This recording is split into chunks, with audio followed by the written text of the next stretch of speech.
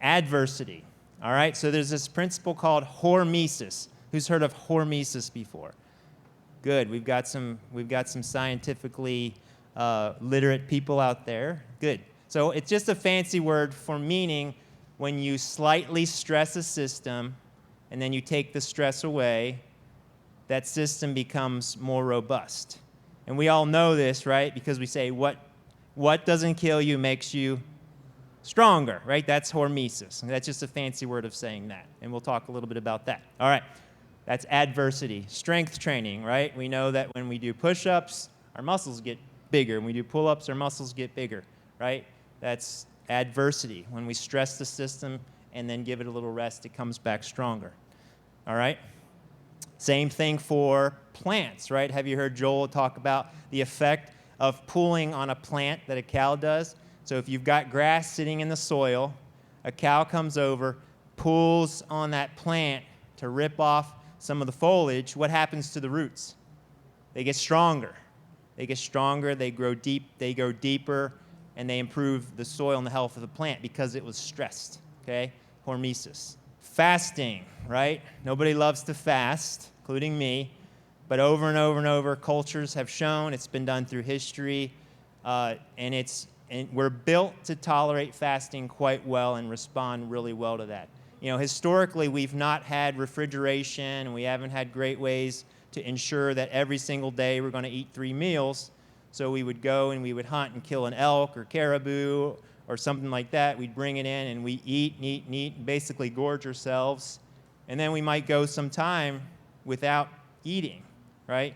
And our bodies can respond to that. In fact, it's been shown that fasting is one of the few and only things that's associated with longevity, okay?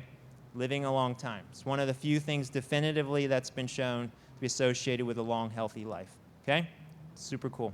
Sauna, so the idea is hormesis again. So if we get hot, we get sweaty, that's good for us. So you're welcome. You're sitting in the hot sun right now. You're exercising hormesis, right? So, all right. And cold exposure, same thing. When we're in the cold, we have positive health benefits. All right, next slide, please. We love to live our lives like at 70. That's actually probably warmer than most of us, 78 degrees. Probably about 72 is what most of us like, right? So our houses are 72, our cars are 72, our workplace is 72. My friend runs a company where he puts people in the sauna, puts them in the cold chamber, puts them in float tanks, and he has a T-shirt that says, like, your comfort is killing you. And that's actually probably true, right? We love to be comfortable, including me, like, but we grow stronger and more healthier when we exercise hormesis or purposeful adversity, all right? So don't be afraid of it. All right, next.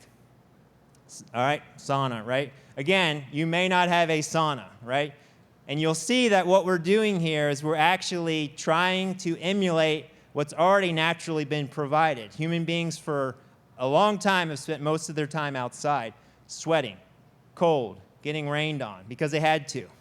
And now we've been able to move indoors, and then what we do is we go back and we say, well, how can I emulate the health benefits of nature, like sweating, right? And then we buy sauna, and we go sweat in the sauna, right? So sauna, sweating, being hot at times, very beneficial. I stick my patients in the sauna all the time because they work in front of a computer inside a 72-degree building and they never sweat.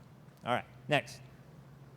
Cold. So this guy's name's Wim Hof. He's grown quite famous. He's the Iceman. Super cool.